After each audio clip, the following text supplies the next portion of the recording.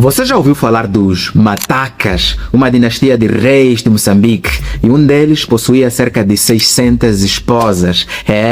Entenda a história dos Matacas neste vídeo. Se você é moçambicano, então precisa ver este vídeo até ao fim. O meu nome é Ivodio Simão, curta o vídeo. Bom, antes você precisa saber que falar dos Matacas é falar da história da província do Niassa. E o território que hoje corresponde a essa província coabitam desde muito tempo três etnias: os Nyanjas, os Yao e os Macuas. Mas por enquanto vamos ter que deixar de lado os Macuas. Vamos ter que nos focar apenas nos Nyanjas e nos Yao. Para entendermos a diferença entre esses dois povos, precisamos nos perguntar: quem são os Nyanjas? Os Nyanjas são povos que habitam ali, bem no canto da província, num lugar bem estreito, do lado oriental do Lago Niassa, ocupando a maior parte da sua margem. E por isso os Nyanjas são designados gente das águas. Inclusive o nome Niassa vem deles. E essa área corresponde hoje em dia ao distrito de Lago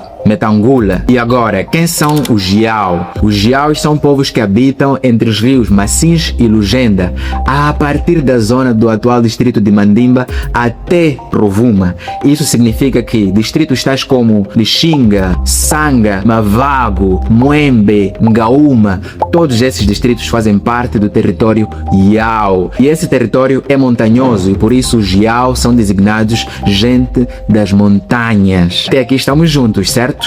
Ótimo! Agora vamos nos focar no território do Yao. Acontece que a partir do século XIX, esse território tornou-se muito tenso, passava por intensas ondas de fome e seca, e para piorar passou por ali o terrível e o temível exército Nguni. Atenção, não foi Nguni de Soshangan, foi Nguni de Maseko, um outro general que foi expulso durante um fecane lá da Zululândia, na África do Sul. Então, como era um território frágil em termos de estrutura política capaz de proteger os seus povos, e sabendo que o lema dos Nguni naquela altura era dominar, dominar e dominar, uma boa parte da população acabou fugindo, uns mais para o norte e muitos outros mais para o sul do lago, o que deixou aquela região quase desértica. E esse fato não escapou dos olhos do David Livingstone, que percorreu o rio Lugenda em 1866 em direção a Muembe. E ali na região sul do lago começam a emergir reinos que se organizavam em linhagens, grupos de irmãs comandadas por uma entidade chamada Asinyene Mbumba, que era o irmão mais velho, o guardião da linhagem. Ele possuía muito poder, mas só e somente sobre a sua família, sua linhagem. Mas com o desenvolvimento do comércio de marfim no século XVIII e de escravos no século XIX, em que eles participavam, tornou-os mais poderosos ao ponto de criarem estruturas de poder com um alcance maior. E é nessas circunstâncias em que surgem estados Yao comandados por dinastias como Ntalika, Macangila, Jalas e, adivinhe, Mataca. Ei, Joanito, estado Yao é a mesma coisa que estado Jajawa. Eu sei que você está acostumado a ouvir estado Jajawa, porque é mais pacífico de dizer, mas é a mesma coisa. Antes de falarmos dos Matacas de uma forma particular, é importante que nós saibamos que esses estados já possuíam armas de fogo e eram de influência árabe devido às trocas comerciais que eles estabeleciam com Kilwa, Zanzibar, Ilha do Ipo e Ilha de Moçambique. E essa influência era tão forte que os próprios chefes apresentavam-se de cofió na cabeça, eram praticamente considerados sheiks. E também não podemos ignorar o fato de alguns desses estados terem participado no comércio de escravos. Eles caçavam escravos com duas finalidades. Havia escravos que eram vendidos, transportados em caravanas para a zona costeira, e havia outros que eram mantidos internamente, trabalhando como agricultores. No caso de mulheres, algumas eram mantidas como esposas. Enfim, o fato é que no século XIX a economia de muitos desses estados dependia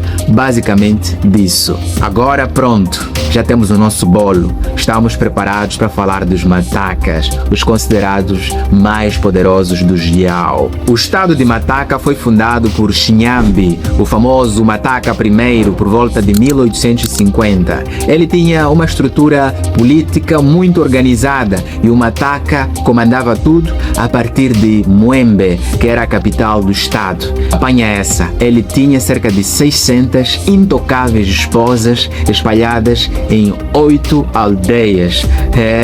E olha que o reinado dele não foi de tanta paz assim. Ele foi atacado pelos Nguni de Maseko, obrigando-lhe a fugir e a perder a vida longe da sua terra.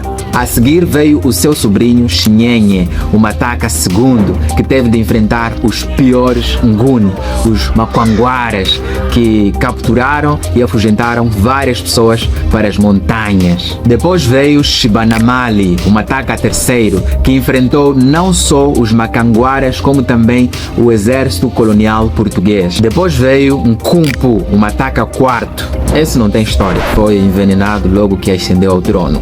A seguir veio Chisonga, o Mataka V. Esse entra numa fase muito crítica. Fome, secas, comércio de escravos abolido definitivamente em Moçambique e os portugueses entrando com tudo com as campanhas de ocupação militar. E os líderes dos Matacas que vieram a seguir não foram necessariamente reis, foram simples chefes que foram colocados pelos próprios portugueses e passaram a ser chamados de régulos, que deviam colaborar com a companhia do Niassa, que passou a ser tecnicamente a dona do Niassa e de Cabo Delgado na época colonial, colocando fim ao poder absoluto dos Matacas e do resto dos reis Yao. Eles continuaram a existir, mas sem muito poder. Aliás, posteriormente eles ressurgiram e tiveram um papel importante na luta de libertação nacional. Mas esse é um assunto que fica para o próximo capítulo desta história. E você vai poder assistir se deixar o like neste vídeo. E aí, você sabia dessa história? Escreva nos comentários de onde você acompanha este vídeo. E por favor, não assista sozinho. Até o próximo vídeo!